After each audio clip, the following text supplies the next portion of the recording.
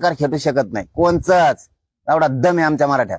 तुम्ही ते आम्हाला सांगू नका इतके कोणाचे आले तितके कोणाचे आले. मी आणि माझा मराठा समाज मैदानातच नव्हतो. मी आणि माझा मराठा समाज मैदानातच नव्हता अजिबात. त्यामुळे काय कोणाचं आम्ही मैदानात नाही मग बोलत होय. समजा नाही का ते एखादे रड का असतं बघा गावात, ते हमेशा माणसं घरी नसले की आरडत, तसं आम्ही मैदानातच नाही काय आरडतो. आम्ही पाहिजे होतो ना. मग मग तो दम हे बघितला असता आम्ही बी. आम्ही नाही तर काय वळवळ करतो, कशाला छाती बडीतो उगत, कशाला मोठे पण दाखवतो तो लोकांना. तो अवकात सगळ्याला माहितीये काय ती. त्यामुळे आपण आपल्या अवकाशात राहिलं पाहिजे. आणि सरकारला जाहीरपणानं सांगतो, तुम्ही मराठा आरक्षण तातडीनं द्यायचं नसता मराठे पुन्हा छाताडावर बसणार आहे. सरकार फरकार असे किती काही आतेत आणि मराठी गुडघे टेकावला येतात कोलीत येत रोज. आमच्याशी बेमानी करायची नाही. सामूहिक आमरण उपोषण बसणारे. तुमचं सरकार स्थापन केलं की आम्ही बैठक घेऊन लगेच तारीख डिक्लेअर करणार आहेत आमच्या सुद्धा सामूहिक उपोषणाची. आमच्यापासून आम्ही आमच्या लेकरांपासून त्यांच्या भविष्यापासून कधीच लांब जाऊ शकत नाही. कोणाचं सरकार येऊ दे आम्हाला काय देणं घेणं नाही. सरकार आलंय त्याबद्दल त्यांना शुभेच्छा. मोठ्या मनानं त्यांचं अभिनंदन सुद्धा केलं पाहिजे. आणि ते संस्कार आमच्या मराठ्यावर आहेत, त्यांचं मनापासून अभिनंदन. पण मराठा आरक्षणात खोडा घालायचा नाही अजिबात. नसता मराठी तुम्हाला ताळ्यावर आणल्याशिवाय सोडणार नाही, गुडघ्यावरच टेकविणार तुम्हाला.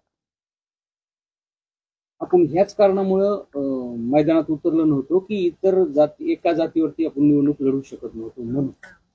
काय असतं एका जातीवरती मी आज सांगत नाही. हे आमचं समीकरण जुळायच्या आधी 3 महिन्यापासून सांगतो. त्याच्या आधीपासून 3 महिन्यापासून सांगतोय मी. एका जातीवरती शक्य नाही. आमचं समीकरण जुळलं नाही, आम्ही बाजूला राहिलो, संपला विषय. आणि कोणी आलं तरी मी त्यावेळेस पासून सांगतो ना, कोणाची सत्ता आली तरी मला आणि माझ्या समाजाला संघर्ष करावाच लागणार, आम्हाला लढावंच लागणार आहे. आणि मग काय उगाच पळायचं. त्यापेक्षा आम्ही आमची तयारी सुरू केलेली मराठ्यांनी. हे बघा कोणी काय काय म्हणतात त्याला, माझ्यात मस्ती द्यायची गरज नाही, हुरळून जायचं नाही, अजिबात नाही. मराठ्यांना छेडायचं काम नाही करायचं. आम्ही आमचं लोकशाहीप्रमाणे लढणार आहे. तुम्ही सरकार आहेत, पालकत्व तुमच्याकडे महाराष्ट्रातल्या जनतेच. असणाऱ्या लोकशाही मार्गाने केलेल्या मागण्यांचं पूर्ण मागण्या करणं जबाबदारी तुमची. पुढं सत्तेत आले मग गुंडगिरी करणार आणि दादागिरीशाही करणार, मराठ्यां पुढे टिकणार नाही. त्या तसल्या भाषा आम्हाला शिकायच्याच नाही. दादागिरीच्या गुंडगिरीच्या दहशतीच्या त्या शिकवायच्या नाही. बेमानी मराठ्यांशी करायची नाही. सरकारने मराठ्यांना आरक्षण द्यायचं नसता भोगावे लागणार. आम्ही सुट्टी देत नसतो कुणी आलं तरी आणि देणार बी नाही. आम्ही तुमचा प्रश्न होता, आम्ही एका जातीवरती निवडणूक लढणं शक्य नाही, ती विजयी होणं अवघड असतं. त्यामुळं माझा समाज संकटात मला सोडायचा नव्हता. म्हणून मी जे लोकसभेला सांगितलं तेच विधानसभेला प्रामाणिक सांगितलं होतं. मालक तुम्ही आहेत, योग्य माणूस निवडा हे मराठ्यांना सांगितलं होतं. चांगले लोक निवडा, तुम्ही मालक आहेत तुमच्या मताचे, तुम्ही मतदान करा. जे तुम्हाला सहकार्य करल, जे तुमच्या अडीअडचणीत येईल, तुमच्या मागण्यांबाबत येईल. मराठा बंधन मुक्त केला होता. मी कोणाच्या दावणीला मराठा बांधला नव्हता. या समाजाचा मी मुलगा आहे, तर मुलगा म्हणून माझी प्रामाणिक भूमिका मी पार पाडलेली. प्रामाणिक भूमिका. माझा समाज मी कोणाच्याही दावणीला बांधला नाही, मोकळा सोडला. मराठ्यांशिवाय या राज्यात कोणाची सत्ता येऊ शकत नाही, कोणाचीच. आणि मला वाटलं काल देवेंद्र फडणवीस साहेबांनी सुद्धा सांगितलं की मराठा समाज सुद्धा भाजप सोबत होता. म्हणजे मराठा समाज शिवाय या राज्यात सत्ता कोणी स्थापन करू शकत नाही. फक्त आता मराठ्यांनी दिलंय तर मराठ्यांना सुद्धा द्यायचं. असं वाटत असेल आमच्या हातात आलं नामकं झालं तमकं झालं, इथं मराठा सरकार आहे. मराठ्यांशिवाय राज्यात पान हालत नसतं कोणाचं. मराठ्यांच्या मनगटाला मनगट लावायचं काम करायचं नाही. इथं फेल काय हे नाही. फॅक्टर फेल नाही का, फॅक्टरच बाहेर नाही, फेल काय करतो. फॅक्टर बाहेर असतं इतकं दुपान पड असतं तुमचं. काय सांगतात इथं मराठ्यांचं नादी लागणं सोपं आहे काय. 80-90ला तर नीट फेकले असते. कुठं कोणाला मला आंदोलन करायला लागणार आहे कोणाचं सरकार आलं तर. त्यामुळे आम्ही आमच्या भूमिकेवर ठाम होतो, जायचंच नाही कुठं, नाही गेलो आम्ही. पाटील, तुम्हाला असं वाटतंय का की ज्या सत्तेविरोधात तुमचं आंदोलन होतं त्या सत्तेला लोकांनी ऍक्सेप्ट केलंय त्यांना स्वीकारले, म्हणजे ही लोक तुमच्या आंदोलनापासून डायव्हर्ट झालीत का? ज्या फडणवीसांच्या विरोधात किंवा ज्या मुख्यमंत्र्यांच्या विरोधात, सत्तेविरोधात तुम्ही आक्रोश केला, यांनी आम्हाला 14 महिने झुलवत ठेवलं, आरक्षण दिलं नाही, आणि तीच मंडळी आज त्या सत्तेबरोबर आहे. मराठा समाजानंच मतदान केलं असं आपण म्हणतोय ना. हे बघा, मी त्यावेळेसही सांगितलं, आता पण तेच सांगतोय पुन्हा पुन्हा, मराठा एकही विभागणी मराठ्यांची होऊ शकत नाही, कोणाचीच. मीच मराठा बंधनमुक्त केलता. ज्या समाजाला आपण मायबाप मानतो त्याला बांधून का ठेवायचं कोणाच्या दावणीला? मीच मुक्त केलाय, मीच मराठा समाज आजाद करून सोडलाय. मराठा राजकारण्यांच्या दहशतीपासून मुक्त केला आणि महाराष्ट्रातला मराठा समाज एक केलाय. मग ज्या समाजाला इतकं करू शकलोय, आरक्षण सुद्धा देऊ शकलोय, राजकीय नेत्यांची दहशत त्यांच्यावरची कमी करू शकलोय, मराठा ताकदीने एकजूट झालाय, मग त्याला मी बांधून कसं ठेवल? बंधनमुक्त केलं. मराठ्यांना जे योग्य वाटलं ते मराठ्यांनी केलं. त्यामुळे आम्हाला काय कोणी निवडून आला काय आणि कोणी पळला काय आणि कोणा सरकार आलं काय, आम्हाला काही सुटकच नाही. आम्हाला काय देणं घेणं नाही त्यांचं. कोणी आलं तरी आम्हीच बोललो ना, कोणी पण येऊ दे, आम्हाला लढावंच लागणार आहे. त्यामुळे आम्ही मैदानातच नाही, मराठा समाज नाही, मी पण नाही.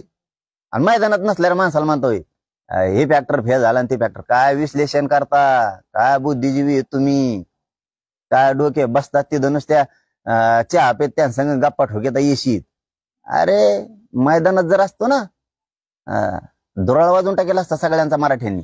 आम्ही एका जातीवर जाऊच शकत नव्हतो. कसं वाटोळं करायचं गोरगरिबाचं? मी कमून संकट उभा करायचं गोरगरीब मराठ्या पुढं? या म्हणा मराठ्याच्या अंगावर कोणी पण, बघा कशी ताकद दाखवते ते. पुन्हा त्यांच्यातले रग कमी नाही, शक्ती कमी नाही, बळ बी कमी नाही, त्यांच्या मनगटात आणखीन बी जोर आहे. आम्ही मैदानातच नाहीत आणि बळच काय म्हणता मैदानात नसणाऱ्या माणसाला? काय मर्दानगी सिद्ध करायला लागले तिथं बसून विश्लेषण करून? तुम्ही काय मर्दानगी सिद्ध करायला लागले? काय ज्ञान पाजाळायला लागले तुमचं? मैदानात नसणाऱ्या माणसाला मानताय तुम्ही जरांगे फॅक्टर फेल झाला. मैदानात नसणाऱ्या काय मर्दानगी, काय विश्लेषण, काय अभ्यास केला तुम्ही? होंडे सगळे. तुम्हाला काय कळतोय अभ्यास? तुम्हाला जरांगे फॅक्टर आणि मराठा फॅक्टर कळायला तुमची पुरे हयात जाईल, हयात. एक महिनाभर थांबा, तुम्हाला कळत मराठ्यांची ताकद काय आहे, किती फॅक्टर डेंजर आहे.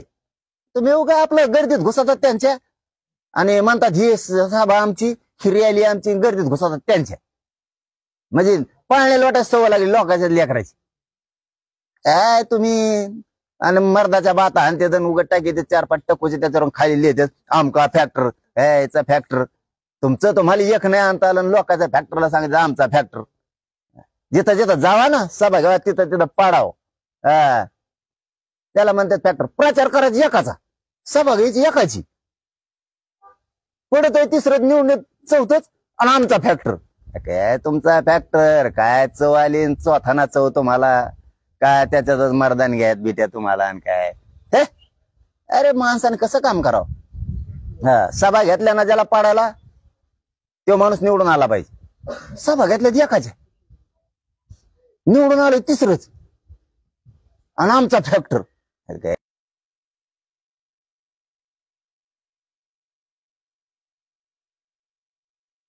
काय बुंगळे सगळ्या दुनियाचे यार तुम्ही. काय असं मर्दासारखं काम करावं माणसानी? एकदा सभा घेतली की तेव्हा पडला पाहिजे. काही उग यायला जे नाही तेच ऐकायला मिळत आहे, जे नाही तेच ऐकायला मिळत आहे. एक निवडून नाही आणता आलं. उलट मराठीचे 204 झालेत. 204 मराठीचे. उग हा नाही बुळबुळ गाड्या आहे, कोण आल्या तर कोण नाही, काही सांगत येत. मग उघडले लिहायला नसतं होत, करून दाखवावं लागतं. दादा मला असं म्हणायचंय की मराठा समाज भाजपकडे गेला असं वाटत नाही का तुम्हाला? मी काय सांगितलं भैया, मराठा समाजच मी बंधनमुक्त केलाय. याचा अर्थ आमचा कोणत्याच उमेदवार राग नाही, कोणत्याच म्हणतो. ज्यावेळेस आपण इतके जण जमलो तर ज्या अर्थी मी म्हणतोय की बाबा तुम्हाला जे करायचं ते करा, त्या अर्थी आपण या विधानसभेला महाराष्ट्रातल्या मतदारसंघात उभा असणारा उमेदवार तो कोणत्याही पक्षाचा असो, तो कसला बी असो, तो कोणी पण असो, अपक्ष असो, काही पण असो, ज्यावेळेस आपण लोक बंधनमुक्त केले ते कुठेही जाऊ शकते. बंधनमुक्त बी करायचं आणि परत आखडून बी ठेवायचं. हे कसं जमल? हे कसं जमल? एकदा शब्द तोंडातून सुटला माझ्या मराठ्याला माहिती आहे, शब्द सुटला. मी बदलत नाही. पुन्हा समाजावरती मदार दिली, मराठ्यांना बाप ठेवलंय, मराठ्यांना मालक ठेवलंय, तेच ठरवणार आणि तेच बाप ठरलेत या राज्यात. मराठेच बाप ठरले, मराठेच बाप ठरले. असू द्या कोणाला बी, माहित नाही मला, मराठेच. आम्हाला काय सोर्स सुतक नाही कोणाचं. मन भर म्हणा एखाद्या आमदाराला मराठ्याचं मत नाही म्हणून. मराठ्यांच्या मताशिवाय या राज्यात कोणी सत्तेत येऊ शकत नाही. मराठा मोकळा सोडला, त्याला जे करायचं ते केलं. मी मुलगा म्हणून आरक्षणाचं काम करतोय ते करणार आहे. माझी जबाबदारी काय आहे? आरक्षण मिळवून देणे. मी मागच काय सांगितलं होतं, माझ्या गोरगरीब समाजाला राजकारणापेक्षा आरक्षण पाहिजे, हे मी जाहीर सांगितलं होतं. माझ्या गरिबांना ते पाहिजे. बघा आता पुन्हा कशी मराठी लाट उसळत. असं असतं लढणं. बघा आता माझा मराठा समाज बलाढ्य सगळ्या पक्षात विखुरलेला आहे, सगळ्या पक्षात. त्यामुळे तो जिकडे तिकडे ज्यांनी त्यांनी काम केलं करा म्हणल्यावर. जर मैदानात आम्ही असतो ना, मराठ्यांनी 81% मराठ्यांनी काम केलं असतं. 1 शिक्का. पक्ष सगळं सोडून दिलं असतं. पण आता आम्हीच सांगितलं तुम्हाला जे करायचं ते करा. त्यांच्या हिशोबाने त्यांनी केलं जे करायचे. आता आंदोलन पुकारू द्या, सगळे मराठे तुम्हाला एका बाजून दिसतील, लेकराच्या बाजून स्वतःच्या. ओरगन पोरगी मोठी झाली पाहिजे ह्याच बाजून मराठी दिसणार. आता राजकारण मराठ्यांनी डोक्यातून काढलं, झालं गेलं काल ते. आता निवडून देणाऱ्याला दिलंय, पडणारे पडले. मी तर दोन्हीचं अभिनंदन करतो, पडणाराचं बी आणि निवडून येणाराचं बी. दोघांचं अभिनंदन तर करा. दोघाला मराठ्यांनी मतदान केलेलंच असणार आहे ना. काय त्यांना काय मतदान केलं ना सांगा मराठ्यांनी. आणि त्यांनी मराठ्याच्या मदतीला जायचं. हो, ज्यांनी माझ्या मराठ्यांच्या मतं घेतलेत त्यांच्या अडी अडचणीत त्यांना सहकार्य करायला सगळ्यांनी जायचं. पडलेला असू नाही तर निवडून आलेला असू. नाही तर तू म्हणशील मी पळलोय आता मला काय देणं घेणं. त्यांनी काय मूर्ख नव्हते म्हणून तुला मतदान केलं. आणि निवडून येणाऱ्यांनी म्हणायचं नाही आता मी निवडून आलो मग 5 वर्ष काही गुतत नाही. त्याने काय पागल आहेत म्हणून तुला मतदान नाही केलेलं. त्याच्या मदतीला जायचं, डोक्यात लावायचं नाही. मी तर आहे, मी मराठ्यावर कवा संकट उभा आहे आणि माझ्यावर संकट मराठा उभा आहे. ती भाग वेगळा, राजकारण भाग वेगळा, आंदोलन आणि जातीची अस्मिता हा भाग वेगळा आहे. ज्या ज्या दिवशी माझ्या जातीवर संकट येईल, ज्या ज्या दिवशी माझ्यावर संकट येईल, त्या दिवशी मराठा ताकदीनं पेटून उठणार. सरकार फरकार गुडघ्यावर टेकवणार, पायाखाली तुडविणार. मराठ्याच्या नादी नाही लागायचं. मीच मोकळा सोडलाय मराठा. आणि तुम्ही म्हणताय की आता मराठा तिकडे गेला आणि इकडे गेला, जाणारच आता पुन्हा एका जागेवर येणार. 204 आमदार निवडून आहेत मराठा, ते आरक्षण देतील आणि पुढच्या आंदोलनाची काय दिशा आहे? मी मागच सांगितलं 204 आलेत का, आणखीन कमी जास्त असतील. मला कोणतरी सांगितलं आकडा की पहिले 204 बरोबर ना. पहिल्यांदा एकदम कमी होती, जसे की लोकसभेला बाबा 14-15 होते, 32ला गेले. आता एकदम कमी होते वाटतं, काय 150-150 होते, आता 204 झाले. गर्वच आहे ना, स्वाभिमानच आहे ना मराठ्याचा. अरे मराठ्याच्या फॅक्टरला भेऊन तर मराठ्याला तिकीट दिलेत खपाखपी. आणि म्हणा ते दुसरं सांगत ती बुळबुळ कोण आहे ती त्यामुळे सगळ्या दुनियाचं की जरांगे फॅक्टर फेल झाला. तुला काय कळत रे? एकने कळानं वळानं प्रचार करतो, एकाचा निवडून आलाय, तिसरंच म्हणतोय आमचा पॅटर्न. काय पॅटर्न रे तो? सगळे बोच्यावर आपटी मोकळा झाला म्हणा आमचा पॅटर्न आहे. ज्याला ज्याचा प्रचार केला ते आणले का बघा आधी. इकडं कुठं घडत तो मराठ्याकडं, मराठ्याचं तो पुरे आयात जाईल. मराठ्याचा विचार करायला तुला मराठ्याचं डोकं लावता लावता पागल होशील एका दिवशी. इतका लांब लांब गोळ्या खावा लागत्या तुला इत्ताडीच्या. ते टंबळ काही उगा गप्पा ठोकीत राहू. जरांगे फॅक्टर प्यायला, जरांगे फॅक्टरच मैदानात नाही, मराठा फॅक्टर मैदानात नाही. येत नाही हाय जाईल सगळी मराठा शोधिण्यात काहीतरी सांगा ठोकी तू आपल्या बोळ देते ते सोशल मीडियाला टाकून. तर मला वाटतं त्याने तुम्ही जिंकता. ते सोशल मीडिया वेगळी असते. माझ्याकडे उमेदवार होता, आता सांगायचं नव्हतं पण सांगतो होता ये. तेव्हा म्हणला मलाच तिकीट पाहिजे. म्हणलं भाऊ कमवून पाहू पण. तेव्हा म्हणला तुम्ही फेसबुकला नाव टाका आमच्या 2-4 जणांची आणि फेसबुकला कोणाला जास्त उभा करा म्हणतात बरं का, कोणाला जास्त उभा करा म्हणतात त्याला तिकीट द्या. म्हणलं हे कोणचा सर्वे भाऊ नवीनच फेसबुकला टाकायचा. तू ऐकणारे 100-200 बिडीशील त्याच्यावर, मग त्याच्यावर तुला तिकीट द्यायचं काय? फेसबुकवर याच्यावर नसतं होत म्हणलं. त्याला ग्राउंड लेवलला काम करायला लागतं, भयार पाडायला लागतं. भयार कळत म्हणलं तुला. आणि काही संकेत असते ते पाळावं लागतात राजकारणात, ते बी तुला कळत नाहीत. आणि तो म्हणतो फेसबुकवर द्या. फेसबुकवर राज्यातले पोरं कमेंट टाकणार म्हणून का तू निवडून येणार का? ते काय मतदारसंघाला टाकते का? नाही ना, तसं हे फेसबुकला टाकी आमचा पॅटर्न महाराष्ट्रात भारी भरला. सभा घेतो एकाच्या, ते पडलं ते रशिनी. काय तू असे कोणचा पॅटर्न आहे असला? आमचा पॅटर्न मुळे निवडून आले. काय पॅटर्न फाटर्न रे? हाणता एवढ्या त्यांच्या गर्दीत जाऊन उगत एक दोन चॅनलवर जाऊन बसतं म्हणजे काय तू काय हे झाले काय उगत शेंगा सोडीत